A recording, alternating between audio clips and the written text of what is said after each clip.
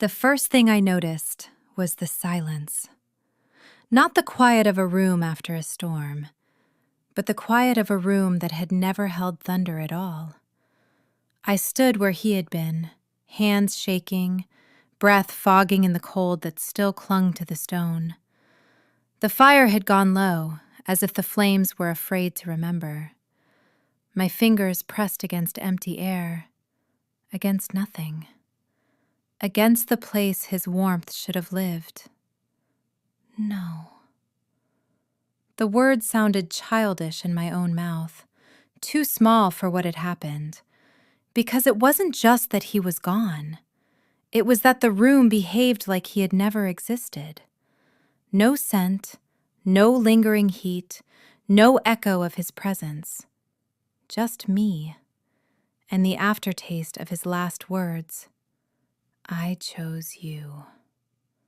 My knees buckled without permission. I caught myself against the edge of the desk, nails biting into wood, and my throat made a sound I didn't recognize. Not a sob, not a scream. Something worse. Something animal and broken. I forced air into my lungs again, once, twice, then the door slammed open. Guards poured in, steel and torchlight and hard faces, shouting over one another. "Your Grace! Where is he? What happened?" The woman who had escorted me through the palace those first nights shoved past them. Her braid had come undone. Her eyes were wide with the kind of fear that turns into rage. She looked at the ruined chamber, the claw marks, the shattered glass, the deadened fire. And then she looked at me, at my hands, at my face, at the way I couldn't stop trembling. Her mouth tightened, and in her eyes I saw it. Not belief, suspicion. Like I was the only part of the room that didn't make sense. "What did you do?" she demanded. I stared at her. My lips moved, but no sound came out at first. Then, finally, my voice scraped its way free.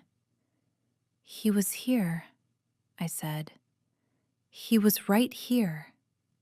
The guards surged around the room, searching under tables and behind curtains, as if a king could be misplaced like a dropped ring.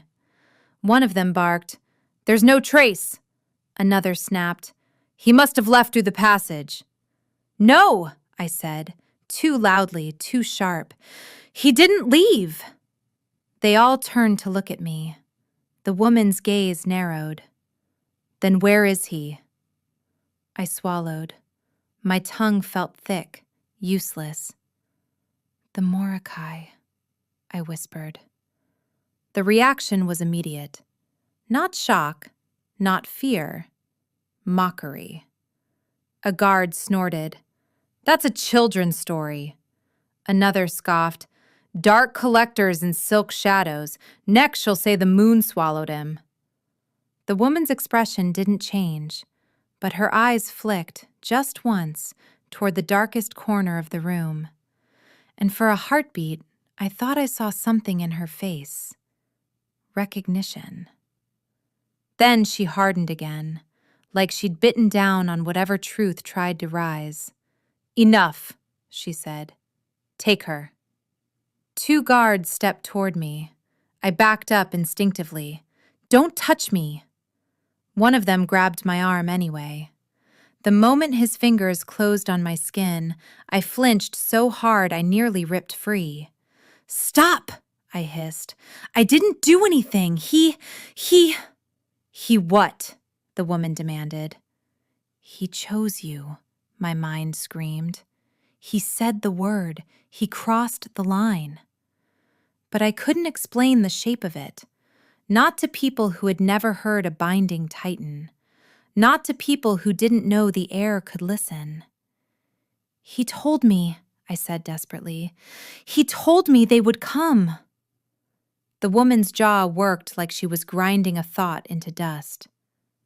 "You will be confined," she said, "until we determine what occurred in this chamber." Confined. Like a criminal. like a poison that needed containing. The guards pulled me toward the door. I twisted once, one last frantic look at the place he had stood, at the place his hand had left my cheek, at the spot where the shadows had folded him away like paper. My chest felt like it was splitting. "Please," I breathed, to no one and everyone. "Please." No one answered. They dragged me into the corridor, and as the chamber door shut behind me, something inside my ribs went cold and sharp, like a blade turning inward, because I realized something even more horrifying than his absence. They didn't just not believe me. They didn't remember him the way I did, not fully, not correctly. His name wasn't moving through the palace like fire. It wasn't exploding into panic the way it should have.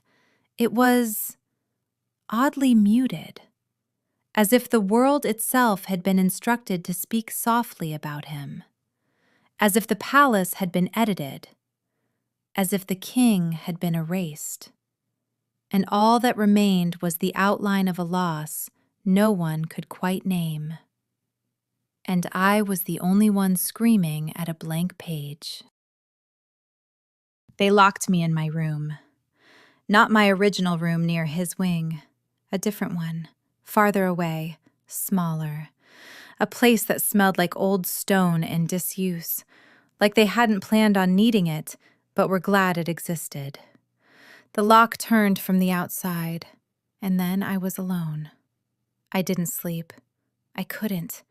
Every time I closed my eyes, I felt his hand slipping from my cheek again, felt the air where his body had been, felt the horror of grabbing at nothing.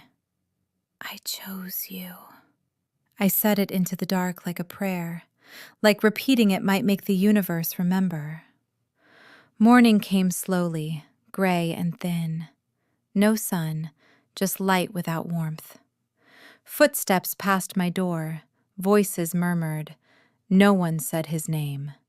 No one. Hours later, the woman returned with food. She didn't meet my eyes as she placed the tray down. I watched her hands, steady hands, practiced hands, hands that had guided girls like me into cages with pretty words. "You're awake," she said flatly. "Where is he?" I asked. She paused, just for a fraction, then continued arranging the cup, the bread, the knife, as if the question was about weather. "There is a council meeting," she said. "The palace is unsettled." Unsettled. Not in mourning, not in panic, not in terror at a missing king, just unsettled. My stomach turned. "Say his name." Her hand stilled, her throat worked. Then she said, carefully, "The Alpha King." Not his name, a title, a placeholder, a way to talk about a shape without describing it. My hands clenched. "You remember him?" She looked up sharply, irritation flashing. "Of course I remember him." "Then say it," I demanded. "Say his name." Silence. Her eyes held mine, and something flickered behind them, fast as a swallowed secret. Then she stepped closer, voice dropping. "Do you understand what you're doing?" she whispered. "I'm trying to bring him back." Her mouth tightened. "You can't bring back what the world has already agreed to forget." My blood went cold. Agreed? She flinched, like she hadn't meant to say that, like the word had slipped out of her mouth before her loyalty could stop it. I leaned forward. "You know." Her eyes darted to the door, then back.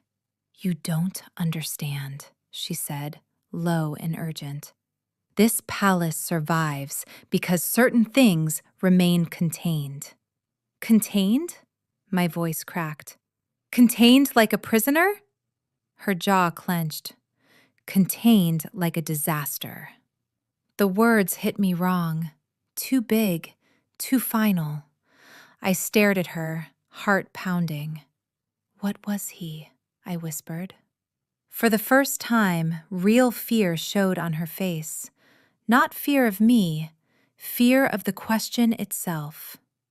"Eat," she said harshly, shoving the tray closer as if food could smother curiosity. "You'll need your strength." "For what?" I demanded.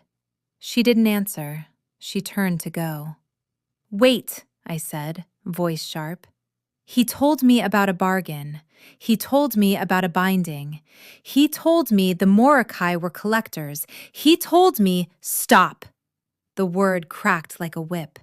She spun back, eyes blazing now. "Do you think you're the first girl to hear whispers? Do you think you're the first to believe you can change what's written into the bones of this place?" My throat tightened.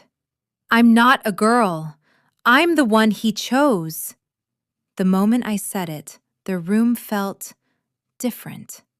Not louder, not warmer, but as if something unseen had leaned closer, listening. The woman went very still, her face drained of color, and in her eyes I saw it again, recognition. Not of romance, of consequence. "You said it," she whispered. I blinked. "Said what?" Her voice dropped until it was almost nothing. "You keep saying it like it's a blessing," she murmured. "Like it makes you special." Her gaze cut into me. "It makes you involved." A chill threaded up my spine. "Whereof he?" She stared at me for a long moment, like she was deciding whether to throw a rope or slam a door. Then she exhaled once, slow and unwilling. "There is an archivist," she said. My heart stuttered. "What?" "He is old," she continued, voice tight. "Older than the palace rules. Older than the council's lies. He keeps the records nobody wants to read." I sat up straighter, hope sharp and painful. "Take me to him." Her expression turned grim. "If you go to him, you will not come back the same." "I don't care." "You should," she said, and this time it sounded almost like pity. Then she leaned close enough that I could feel her breath, and she whispered the first real truth anyone had given me since the shadows folded my king away. "If you want him back, you will have to understand what he was containing, and what you awakened." They did not escort me openly. That would have drawn questions. Instead, the woman came for me long after midnight, when the palace had settled into its false sleep. She carried no torch, only a small lantern with the flame turned low, hooded like a secret. "Stay close," she murmured, "and do not speak unless he asks." We moved through corridors I had never seen, narrower, older, carved before comfort had been considered. The stone here was darker. The air smelled different. Not dust, not age, memory. The palace changed as we descended. The ceilings lowered, the walls pressed closer, and beneath it all, I felt something familiar, that tightening, that sense of being noticed. We stopped before a door without markings, no guards, no banners, no lock. The woman lifted her hand, hesitated, then knocked once. Not loudly, not softly, precisely. The door opened on its own. Inside was a chamber carved entirely from black stone, shelves rising from floor to ceiling, packed with scrolls, tablets, bones etched with symbols I didn't recognize. And at the center, a man sat at a desk that looked grown rather than built. His hair was white, not with age, but with finality. His eyes lifted slowly, and the moment they met mine, my breath caught. Because he looked at me the way the king had, not like a curiosity, like a problem already solved once before. "So," the archivist said quietly, "you are the one he chose." The woman stiffened. I swallowed. "You know." His mouth curved faintly, not a smile, an acknowledgement. "I know everything the palace pretends not to," he said, "and most of what it fears." He gestured to the chair opposite him. "Sit." I did. The stone beneath me felt cold even through fabric. He studied me for a long moment, eyes sharp, assessing. Not my body, not my face, but something deeper. Then he exhaled, slow. "He warned you," the archivist said. "Yes." "And you stayed anyway." "Yes." A pause. "Then I suppose," he murmured, "it would be cruel to lie to you now." My pulse hammered. "Tell me what he was." The archivist leaned back, fingers steepled. "He was not cursed," he said. "He was not broken." He looked at me steadily. "He was built wrong." My breath hitched. "What does that mean?" "It means," he said, "that when the first Alpha Kings were formed, when wolf and man were bound into one, the balance was imperfect." He stood slowly and crossed the room, stopping before a stone relief carved into the wall. It showed a figure split down the center, man on one side, something vast on the other. "Most kings," the archivist continued, "carry a beast meant to rule territory, bloodlines, wars." He turned. "Your king carried a progenitor." The word landed heavy. "A what?" "The first shape," he said. "The original hunger, the thing that remembers the world before it learned restraint." My stomach twisted. "His wolf was not meant to be king," the archivist said softly. "It was meant to end things." Silence swallowed the room. I whispered, "Then why didn't it?" "Because," the archivist interrupted gently, "he made a bargain." My hands clenched. "With the Mordecai?" "Yes." The archivist's eyes darkened. "They are not demons," he said, "nor gods. They are custodians of thresholds. When something threatens to break reality's seams, they intervene." I thought of silk shadows, of voices between heartbeats. "They split him," the archivist went on. "Man anchored to this world, beast bound beyond it." My chest ached. "And the price?" He met my gaze. "Loneliness." The word struck harder than I expected. "He was forbidden from completing a mate bond," the archivist said, "because a mate reunites what was separated." My breath stuttered. "He could desire," the archivist continued. "He could ache. He could even love, partially. But the moment he claimed someone fully," the archivist's voice dropped, "the beast would wake." I closed my eyes. "He knew," I whispered. "He always knew," the archivist said. "That is why he sent girls away, why he resisted, why he tried to be cruel enough to be safe." Tears burned. "Then why did the Mordecai come now?" I demanded. The archivist's gaze sharpened. "Because," he said, "this was not his first failure." My heart slammed. "What do you mean?" He turned back to the wall. "Once," he said quietly, "long before you, he almost bonded." My throat closed. "A woman he loved," the archivist said. He stopped himself, tore the bond apart before it could complete. "And the cost?" I whispered. "The world survived," the archivist replied. She did not. The room tilted. They erased her, I breathed.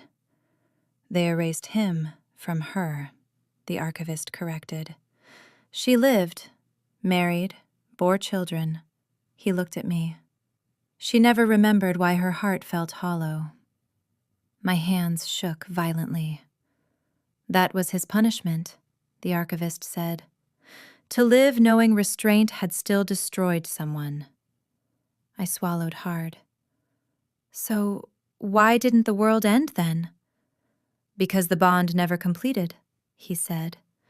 The beast stirred, but did not rise. He stepped closer. This time, he said, you stayed. The words settled like fate. You did not retreat, the archivist continued. You did not break away. You let him choose. My chest hurt. And when he said the word, the archivist finished, the Morokai had no choice. I whispered, they took him to contain the beast. Yes. And if they hadn't? The archivist didn't answer immediately. When he did, his voice was very quiet. There would be no palace, he said. No territory. No borders. Just hunger. A long pause. Then I asked the question that mattered. Can I reach him? The archivist studied me like a blade choosing where to cut. Finally, he said, yes. Hope exploded painfully in my chest. But, he added, you will not like what it costs. The Morokai realm does not open. It slips. One moment I am standing. The next, the world forgets how to hold me. I don't fall downward. I fall aside, between moments, between breaths. The air thickens into something cold and luminous, like moonlight trapped in water. Sound disappears. My heartbeat becomes too loud. Then, my feet touch ground. The surface beneath me is smooth, dark, reflective, not stone, not glass. Memory. The sky above is endless and empty, but I know that it is watching. Structures rise in the distance, towers grown, not built, draped in shadow that moves like silk underwater, and everywhere, presences, tall, still, incomplete. The Morokai. A voice speaks, not aloud, not inside my head, between heartbeats. You were not summoned. I steady myself. I wasn't invited either. A pause, then, boldness does not protect you here. I'm not here for protection, I say. I'm here for him. The realm shifts, and suddenly, I see him. I have lost the concept of time. There is no pain here, no mercy either. The Morokai did not bind me in chains. They bound me in stillness. I exist in suspension, whole but unfinished, like something paused mid-breath. The beast is awake now, not raging, listening, contained only because I am. I feel her before I see her. That impossible pull, that recognition that rewrote my bones. Then, she is there. Leora. Real. Too real. My breath shatters. No, I whisper. You shouldn't be here. Because if she is here, then the worst has already happened. He looks the same, and not at all. Like something vast has been folded inward and forced to behave. I run toward him and slam into nothing. An invisible barrier screams against my palms.